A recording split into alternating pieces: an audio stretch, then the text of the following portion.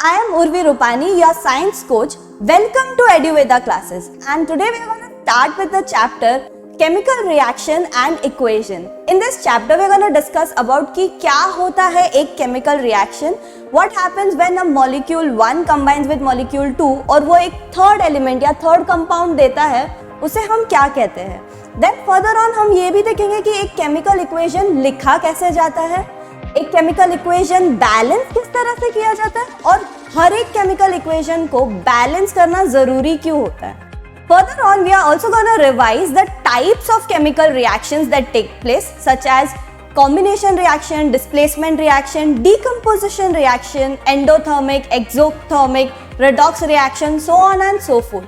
उसके बाद हम ये भी देखेंगे कि ऑक्सीडेशन रिएक्शन का हमारे एवरीडे लाइफ पर क्या इफेक्ट होता है, व्हाट दे कॉजेज, रैंसिडिटी को क्या कहते हैं और करोजन को क्या कहते हैं, ये भी हम देखेंगे. So stay tuned till the end of this video and I am gonna make sure कि इस चैप्टर से रिलेटेड जो भी क्वेश्चंस आपको आएंगे एग्जाम में, you are gonna score full marks. So let's go to our chapter.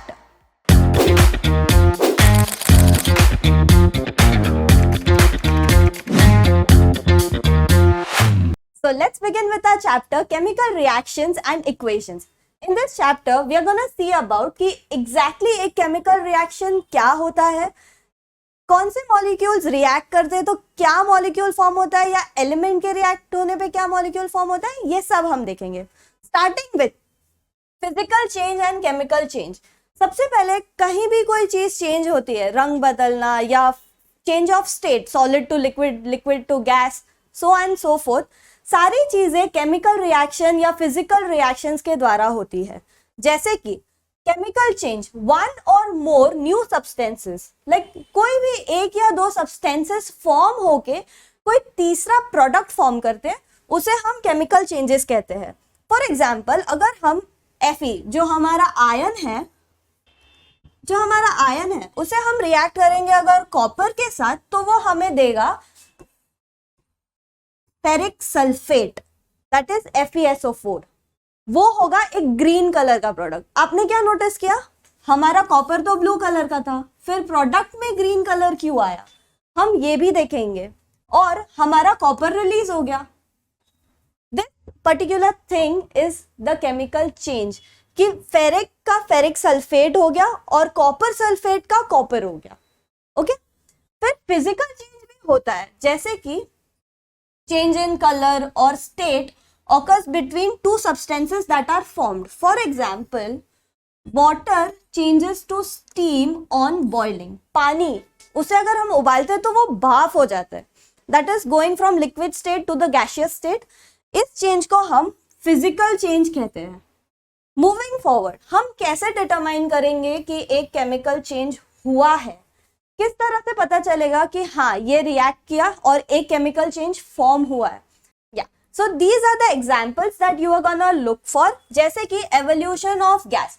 For example, कुछ reactions में हाइड्रोजन गैस जो होता है वो रिलीज हो जाता है, या प्लांट एटमॉस्फेयर में ऑक्सीजन रिलीज करते हैं. That is an example of evolution of gas. Then next, change in temperature. कोई भी रिएक्शन का या मॉलिक्यूल का जो प्रोडक्ट फॉर्म होता है वहां टेम्परेचर भी चेंज होता है, like heat is required, heat is released और anything like that. When you see, that is change in temperature. फिर फॉर्मेशन ऑफ प्रेसिपिटेट, जैसे कि कुछ चीजें नीचे सेटल हो जाती है आपके एक्सपेरिमेंट में. फॉर एग्जाम्पल, आप बाहर सोडा पीते हो या जलजीरा, नींबू soda, anything what ever you drink, after mixing वो जो पाउडर्ड फॉर्म होता है ना आपके इंग्रेडिएंट्स का, जो ग्लास के नीचे सेटल हो जाता है, नेक्स्ट टाइम पियोगे तो नोटिस जरूर करना, जो ग्लास के नीचे सेटल हो जाता है उसे भी हम प्रेसिपिटेट कहते हैं. That is one of the nicest example of precipitation. Next, change in colour. तो जैसे कि हमने यहाँ देखा हमारे एग्जाम्पल में कि हमारा जो कॉपर सल्फेट है वो चेंज होके फेरिक सल्फेट बन रहा है, which is transformation from blue colour to green color. That is the example of change in color. Now change in state. जैसे कि आगे सबसे बेस्ट एग्जाम्पल, हम पानी उबालने रखते हैं. पानी क्या है, लिक्विड. जब उबालते हैं तो उसके वेपर्स फॉर्म होते हैं. Vapours are what, gaseous form. उसे हम कहते हैं change of state from liquid to gaseous. Moving on, अब हम देखेंगे कि केमिकल रिएक्शन एग्जैक्टली होता क्या है.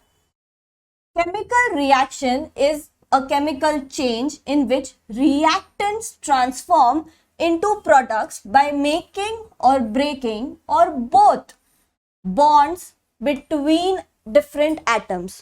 जैसे कि यहां आप देख रहे हो, दिस इज मैग्नीशियम, उससे रिएक्ट कर रहा है ऑक्सीजन के साथ और फॉर्म कर रहा है एक नया ही product that is magnesium oxide. ठीक है, this particular thing is what we call as chemical reaction. Moving on, इसे लिखा कैसे जाता है? इसे लिखने के दो तरीके होते हैं. फर्स्ट इज वर्ड इक्वेशन, कि आप पूरा magnesium plus oxygen forms magnesium oxide, इस तरह से इन वर्ड्स लिखे. यहाँ क्या हो रहा है? The substances that undergo chemical change in a reaction, magnesium and oxygen are the reactants. Okay, in this reaction magnesium and oxygen are the reactants और जो प्रोडक्ट फॉर्म हो रहा है that is magnesium oxide. Next, इस अब हम इतना बड़ा कहाँ, एग्जाम में टाइम नहीं है हमारे पास उतना कि हाँ मैग्नीशियम प्लस ऑक्सीजन प्लस ये, no, we are gonna write it in the symbolic form, जिसे हम इस तरह से भी लिख सकते हैं. मैग्नीशियम का सिंबल दे दिया Mg प्लस O2 और MgO हो गया हमारा magnesium oxide. Next, what is the balanced chemical reaction? Balanced chemical reaction को हम कहते हैं in normal language, if I explain you, जिसके रिएक्टेंट्स और प्रोडक्ट्स दोनों में इक्वल अमाउंट ऑफ एटम्स या एलिमेंट्स होने चाहिए. जैसे कि in this example if we see, यहां लिखा है zinc plus sulphuric acid forms zinc sulphate plus hydrogen. अब ये एक एग्जांपल क्या हो गया हमारा, वर्ड वाला जो हमने लिखा था ना यहाँ पे, word equation.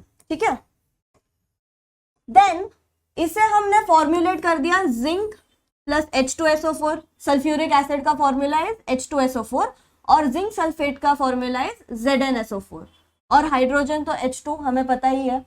Now what is this? इसमें हम देखेंगे कि हमारे पास Zn कितना है. Zn इज 1 रिएक्टेंट वाले साइड पे और प्रोडक्ट में कितना है, ब्रेक कर दो, 1 ही है Zn, तो Zn बैलेंस्ड है. ठीक है, H2 हमारे पास कितना है रिएक्टेंट्स में, H2 भी हमारे पास एक ही है और प्रोडक्ट्स में कितना है, 1, तो ये भी बैलेंस्ड है. फिर SO4 देखते हैं, हमारे पास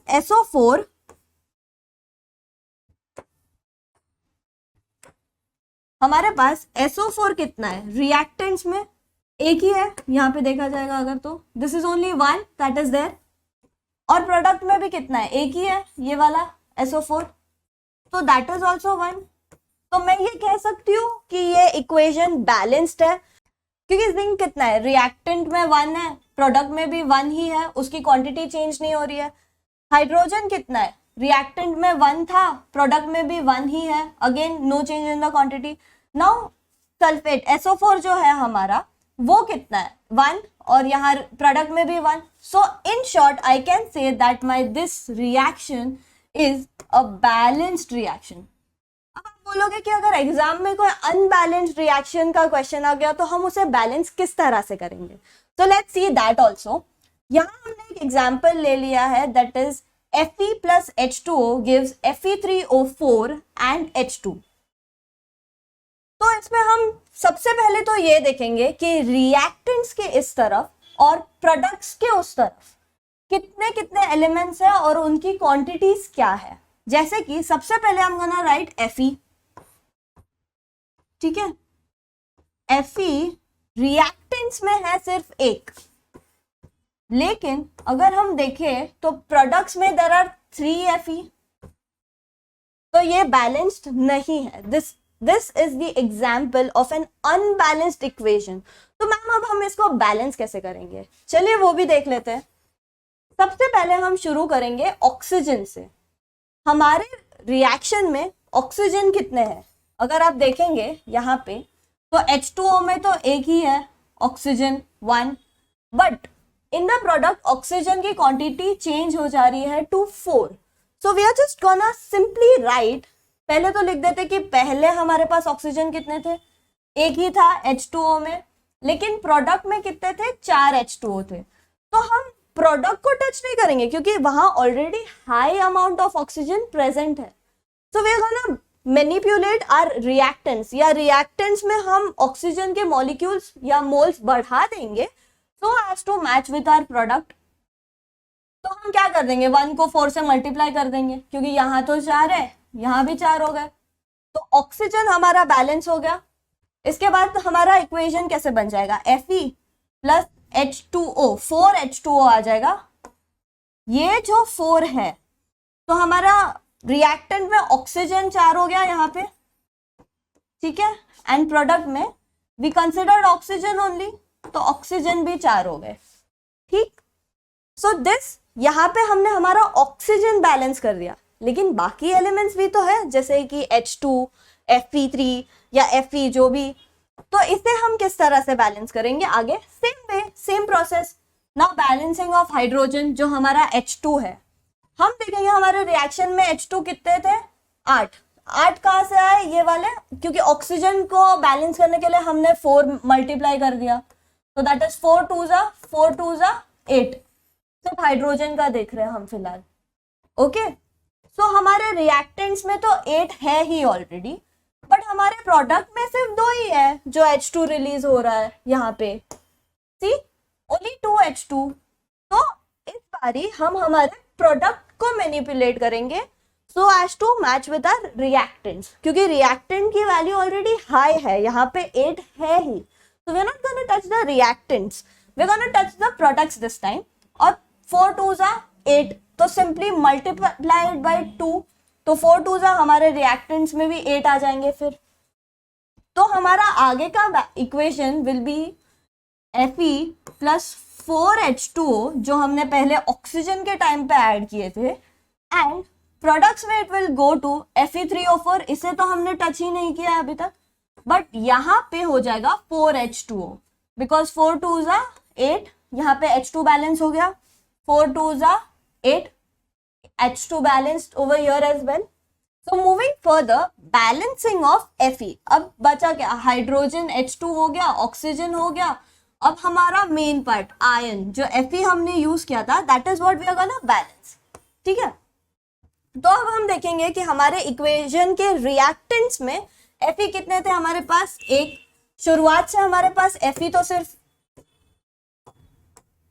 एक ही रहा है, ओनली 1, लेकिन वो प्रोडक्ट फॉर्म होता है तब 3 हो जाता है, ऐसे कैसे, तो हम उसे बैलेंस कर देंगे अभी। तो रिएक्टेंट में 1 है लेकिन प्रोडक्ट में हमारे पास 3 है, तो हम इस 3 को we are not gonna touch, हम हमारे रिएक्टेंट्स के मोल्स बढ़ा देंगे so as to match with the product.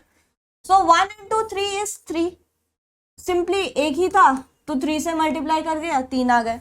So our final equation goes somewhat like this, जिसमें हमने रिएक्टेंट्स में Fe को 3 का वैल्यू दे दिया, सो 3 Fe प्लस 4 H2, जिसमें H2 की वैल्यू इज 8 एंड O की वैल्यू इज 4। यहाँ do not right like this way in exam, ये सिर्फ आपको एक्सप्लेन करने के लिए है, ठीक है। Fe मैच करके देख लेते हैं, यहाँ पे 3 Fe है और यहाँ पे Fe3 है, तो आर Fe इज बैलेंस्ड, ठीक। Next H2, 4 H2 is 8 moles of hydrogen और 8 मॉलिक्यूल्स ऑफ हाइड्रोजन। देन यहाँ पे भी हमारा हो गया 4 H2, तो हमारा हाइड्रोजन भी बैलेंस्ड है।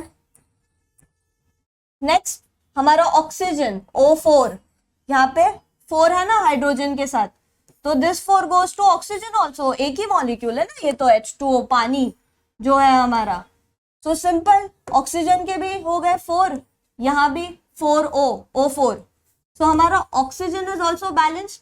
So can I say that this equation, ये जो हमने फॉर्म किया, this is an example of a balanced equation.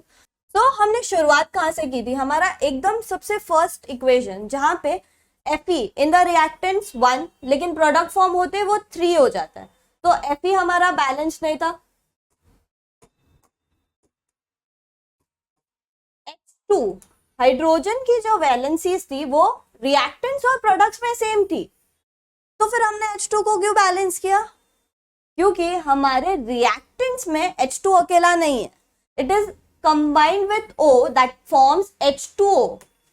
Okay, तो हमने पहले बैलेंस किया O को, क्योंकि रिएक्टेंट में O इज ओनली 1, लेकिन प्रोडक्ट में आते आते वो 4 हो जाता है। ठीक है, तो ऑक्सीजन को बैलेंस किया तो हाइड्रोजन की बैलेंस ही चेंज हो गई, 1 के जगह पे 4 हो गया वो। इसलिए फिर हमने यहां भी 4 कर दिया, तो हमारे प्रोडक्ट में चेंज हो गया। Now this is a balanced reaction. Okay, clear यहां तक सबको? मूविंग फर्दर, अब हम देखेंगे कि कितने टाइप्स के केमिकल रिएक्शंस है। What are the different types of chemical reactions. So सबसे पहला है कॉम्बिनेशन रिएक्शन। जैसे कि if we mix hydrogen with oxygen it forms water H2O। This is one of the example of combination reaction. जैसे कि दो elements ने मर्ज होके या कंबाइन होके एक प्रोडक्ट फॉर्म किया है, that is an example of combination reaction.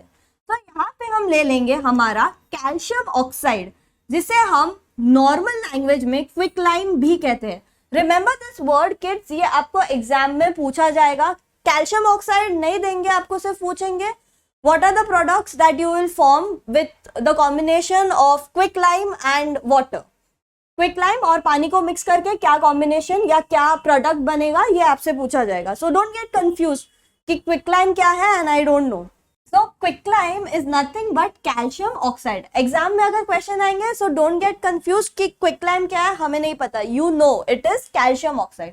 So in this reaction क्या हो रहा है, ये जो कैल्शियम ऑक्साइड है अपना वो पानी के साथ कंबाइन हो रहा है, रिएक्शन बोलो कॉम्बिनेशन बोलो, and it is forming a single product. ठीक है, एक सिंगल प्रोडक्ट फॉर्म हो रहा है हमारा, जिसे हम कैल्शियम हाइड्रोक्साइड कहते हैं, बट इसका common term is slaked lime. Exam में क्वेश्चन कैन कम जैसे कि state an example in which slaked lime is formed as a product. This is the example. Combination reaction याद रखना, और इसमें क्या हो रहा है, हीट रिलीज हो रहा है। ठीक है, मूविंग ऑन, हमारा नेक्स्ट, ये कुछ एग्जांपल्स है जो आपको हेल्प करेंगे टू रिमेंबर। अगर स्लेक्ड लाइम या क्विक लाइम वाला एग्जाम्पल याद नहीं होता है एग्जाम में, तो सिंपली कॉम्बिनेशन रिएक्शन का डेफिनेशन लिख दो और उसके नीचे ये एक दो छोटे छोटे एग्जाम्पल लिख दो which will help you. Okay, next decomposition reaction. इसमें क्या होता है, कोई भी एक चीज टूट के दो चीज में बनती है। जैसे कि यहां हमारे पास है फेरस सल्फेट FeSO4। तो इस FeSO4 का टूट के, मतलब after breaking of FeSO4 we are gonna see what products are formed. यहाँ डीकम्पोजिशन हो रहा है, जैसे कि हमारा एक रिएक्टेंट एक ही है but formation of multiple products. Okay, so here FeSO4 को अगर हम हीट कर देते हैं तो वो फॉर्म करेगा फेरिक ऑक्साइड। F निकल गया, SO4 निकल गया, यहाँ से हमारा फेरिक ऑक्साइड रह गया सिर्फ, और SO2 और SO3 रह गया। अब ये SO2 और SO3 का क्या फंडा है ये हम देखेंगे, क्योंकि हमारा रिएक्टेंट तो एक ही था, फिर प्रोडक्ट कैसे ये 1 2 3 बन रहे हैं। This is an example of a balanced equation. यहाँ पास हमारे पास 2 मॉलिक्यूल्स है Fe के, और यहाँ सारे ही जो भी प्रोडक्ट्स बन रहे हैं those are in single form. Fe तो पहले ही निकल गया, FeO3 हमारा। चलो फेरिक ऑक्साइड ले लेते, तो यहाँ से Fe2 हट गया, O3 है, मतलब 8 ऑक्सीजन थे जिसमें से हमारे पास सिर्फ 3 है, तो बचे कितने 5, जो डिवाइड हो गए यहाँ पे SO2 और SO3 में। समझा? ठीक है, तो अब हम आते हैं हमारे S पे। सो हमारे पास S के 2 मॉलिक्यूल्स है जो भी डिवाइड हो गए यहाँ पे SO2 और SO3 में। ठीक है, समझा? This is one of the example of decomposition reaction. अगर ये एग्जाम्पल याद नहीं होता है, यहाँ पे मैंने आपको एक्स्ट्रा एग्जाम्पल्स भी दिए हैं। Yes, this is also very important. देखो यहाँ पे लाइमस्टोन, क्विकलाइम क्या था, हमने कहाँ पढ़ा था, कॉम्बिनेशन रिएक्शन में CaO दैट इज क्विकलाइम, और CaCO3 स्लेक्ट लाइम क्या था हमारा, CaOH twice, that is slaked lime, and CaCO3 is limestone. ये याद रखना, इसको CaCO3 दैट इज लाइमस्टोन को हमने हीट कर दिया, उसे ब्रेक कर दिया हमने क्विकलाइन और क्या, कार्बन डाइऑक्साइड CO2। ठीक है, this is also another example which you can look forward. Next, moving ahead, single displacement. School में जब आपके फ्रेंड्स की पोजीशन चेंज कर रहे थे, सिर्फ चलो एक ही दोस्त की चेंज की तो ठीक है, उससे हम बोलेंगे सिंगल डिस्प्लेसमेंट, कि एक बंदे को हटा के दूसरी जगह पे बिठा दिया। सेम एग्जांपल, यहाँ पे हमारे पास है आयन Fe और कॉपर सल्फेट CuSO4। अब इसमें क्या होगा, सिंगल डिस्प्लेसमेंट होगा। अगर आप देखोगे अपने प्रोडक्ट्स के तरफ, यहाँ क्या बन गया, आयन सल्फेट FeSO4, तो डिस्प्लेस क्या हुआ, Cu, कॉपर की पोजीशन चली गई इसमें से, बेचारे कॉपर को हटा के प्रोडक्ट में आयन को बिठा दिया और कॉपर को कर दिया क्या, रिलीज अलग से। ठीक है, so this is an example of single displacement, जहां सिर्फ एक ही मॉलिक्यूल या एक ही एलिमेंट की पोजीशन चेंज हो रही है। Fe from here to here और Cu का हो गया रिलीज। ठीक है, मूविंग फर्दर हम देखेंगे डबल डिस्प्लेसमेंट रिएक्शन। अब तक तो एक ही बंदे की जगह चेंज हो रही थी, अब दो बंदे की जगह चेंज करेंगे हम। Now we are gonna change places of two students. So here हमारा एग्जांपल है सोडियम सल्फेट Na2SO4 और barium chloride. Now sodium sulphate when reacts with barium chloride, क्या प्रोडक्ट्स फॉर्म होते हैं, barium sulphate and sodium chloride. ठीक है, if I do it in Akshay Kumar वाला style, okay, तो सोडियम सल्फेट में से हम क्या चले गया यहां से, पहले तो ये बता दो, सोडियम सल्फेट में से SO4 चले गया, सल्फेट चले गया बेरियम के पास, और बेरियम क्लोराइड से Cl2 जैसे कि क्लोराइड चले गया सोडियम के पास यहां पे। So this is an example of double displacement reaction. So moving further, we are gonna see redox reaction. अब इस redox reaction में होता क्या है, जब किसी भी केमिकल रिएक्शन में या किसी भी केमिकल इक्वेशन में ऑक्सीडेशन और रिडक्शन, ऑक्सीडेशन यानी एडिशन ऑफ ऑक्सीजन या फिर रिमूवल ऑफ हाइड्रोजन, इसे हम ऑक्सीडेशन रिएक्शन कहते हैं। तो किसी भी इक्वेशन में ऑक्सीडेशन और रिडक्शन साइमल्टेनियसली या एक साथ होता है तो उसे हम रेडॉक्स रिएक्शन कहते हैं। Now let's take an example of redox reaction. यहाँ पे हमने ले लिया है कॉपर ऑक्साइड, हमारा CuO इज कॉपर ऑक्साइड। तो व्हाट हैपेंस, यहाँ पे हमने कॉपर ऑक्साइड को रिएक्ट करवाया किससे, हाइड्रोजन से। तो क्या हो गया, हमारा कॉपर रिड्यूस हो गया, यहाँ पे कॉपर का रिडक्शन हो गया क्योंकि ऑक्सीजन निकल गया कॉपर ऑक्साइड में से। यहाँ था ना ऑक्सीजन, प्रोडक्ट में क्या ऑक्सीजन नहीं है, सिर्फ कॉपर है, तो कॉपर का रिडक्शन हो गया because of loss of oxygen. और वहीं हाइड्रोजन का ऑक्सीडेशन हो गया क्योंकि हाइड्रोजन के पास O2 आ गया, that is exception of oxygen और O2 मॉलिक्यूल। तो हाइड्रोजन का ऑक्सीडेशन हो गया और कॉपर ऑक्साइड का रिडक्शन टू कॉपर। समझा इतना? So moving further, we're gonna start with endothermic reaction. अब endothermic, endo यानी अंदर या फिर यूटिलाइज करना, to take in. endothermic, therm यानी हीट। तो जिस किसी भी रिएक्शन में हम हीट को यूज कर रहे हैं उस रिएक्शन को हम कहेंगे एंडोथर्मिक रिएक्शन। फॉर एग्जाम्पल, यहाँ पर हमारे पास 6 मॉलिक्यूल्स है कार्बन डाइऑक्साइड के, 6 मॉलिक्यूल्स है हाइड्रोजन वाटर के, मतलब H2O के। तो इससे हम कंबाइन करके फॉर्म करेंगे क्या, ग्लूकोज। लेकिन ग्लूकोज ऐसे ही तो नहीं बनेगा, हम यहाँ क्या यूज कर रहे हैं, sunlight. Sunlight is a form of energy, form of energy of what, heat. तो यहाँ हमने यूज किया हीट। तो heat will be a part of our reactant, क्योंकि हमें 6 मॉलिक्यूल ऑफ कार्बन डाइऑक्साइड और 6 मॉलिक्यूल ऑफ हाइड्रोजन को कंबाइन या फिर रिएक्ट करवाने के लिए हीट की जरूरत पड़ रही है। तो we are using heat to form what, 1 molecule of glucose और रिलीज ऑफ 6 ऑक्सीजन। ठीक है, इसमें हीट हमने यूज किया, इसलिए हम इसको नाम देते हैं एंडोथर्मिक रिएक्शन। सो नेक्स्ट इसी का भाई है एक्सोथर्मिक रिएक्शन। एक्सो मीन्स रिलीज या बाहर निकालना, उसे रिलीज कर देना, और थर्मिक तो we know that is heat और the energy that we use. तो एक्सोथर्मिक रिएक्शन में there is a release of heat. जैसे कि हमारे जो भी रिएक्टेंट्स है, से फॉर एग्जांपल यहाँ हमने लिया है एल्यूमिनियम को और फेरिक ऑक्साइड को। So when aluminium and ferric oxide reacts with each other, वो फॉर्म क्या करते हैं, एल्यूमिनियम ऑक्साइड और aluminium trioxide that we can say, और फेरिक आयन जो है हमारा उसे रिलीज कर दिया है, that is only in its elemental state. और हमारी जो हीट है वो यहाँ पे रिलीज हो रही है। एंडोथर्मिक में क्या हो रहा था, हीट को हम यूटिलाइज कर रहे थे हमारे एक्सपेरिमेंट के लिए या हमारे केमिकल रिएक्शन के लिए, हमें हीट की जरूरत थी। अब यहाँ हमारे पास बहुत ज्यादा एनर्जी है तो हम इस हीट को हम रिलीज कर दे रहे। ओके, क्लियर इतना?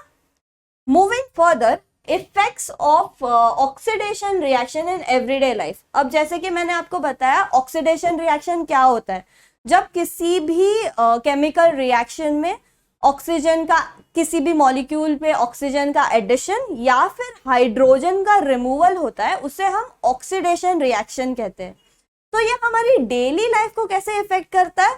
सी, सबसे पहला कोरोजन, सबको पता है, लोहा, आयन जिसमें जंग लग जाती है, वो किसके वजह से होता है? क्योंकि iron combines with the oxygen molecule in the air and it leads to rusting.